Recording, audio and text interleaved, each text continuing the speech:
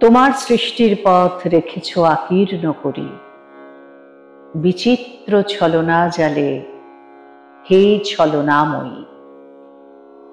মিথ্যা বিশ্বাসের ফাঁদ পেতেছ নিপুণ হাতে সরল জীবনে।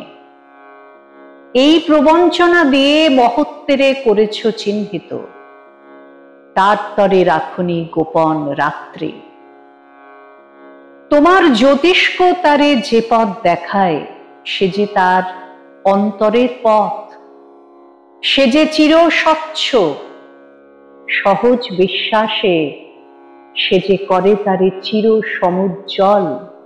বাহিরে কুটিল হোক অন্তরে সে ঋজু, এই নিয়ে তাহার গৌরব।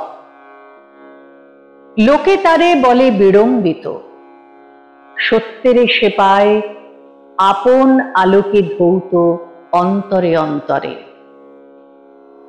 শেষ পুরস্কার নিয়ে যায় সে যে আপন ভাণ্ডারে। এই অবধি লিখে কবি চুপ করে গেলেন। রানীচন্দ্র লিখছেন, তিনি খুব ক্লান্ত হয়ে পড়ছিলেন, অনেকক্ষণ চুপ করেছিলেন কবি। সকাল 9:30টার সময় নাকি আবার রানীচন্দ্রকে বলেন, শেষ কয়েকটা লাইন বলছি, লিখে নে। এটাই রবীন্দ্রনাথের লেখা শেষ লাইন। অনায়াসে যে পেরেছে ছলনা সহিতে, সে পায় তোমার হাতে শান্তির অক্ষয় অধিকার।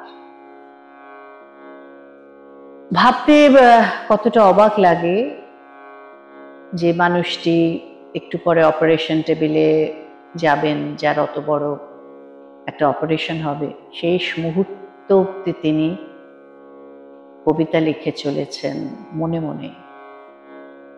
সেই কবিতা মুখে বলছেন, রানীচন্দ্র লিখছেন, এবং কবিতাটি শেষ হওয়ার পরও তার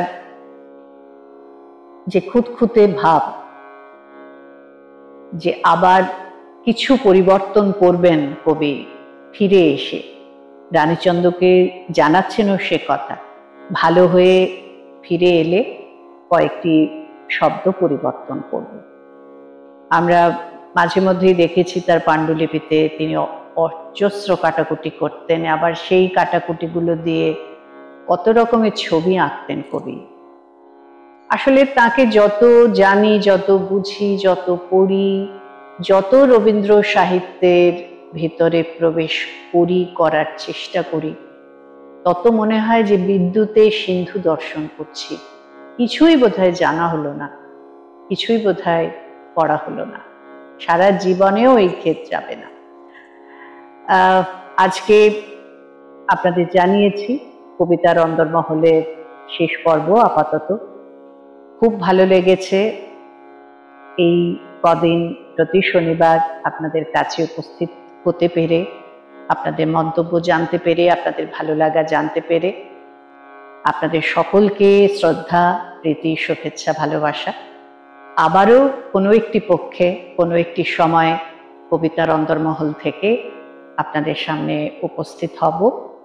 ততদিনের জন্য আপনারাও অপেক্ষা করবেন আমার জন্য, আর আমিও কিন্তু আপনাদের জন্য অপেক্ষা করব। সকলে ভালো থাকবেন। অনেক ধন্যবাদ। নমস্কার।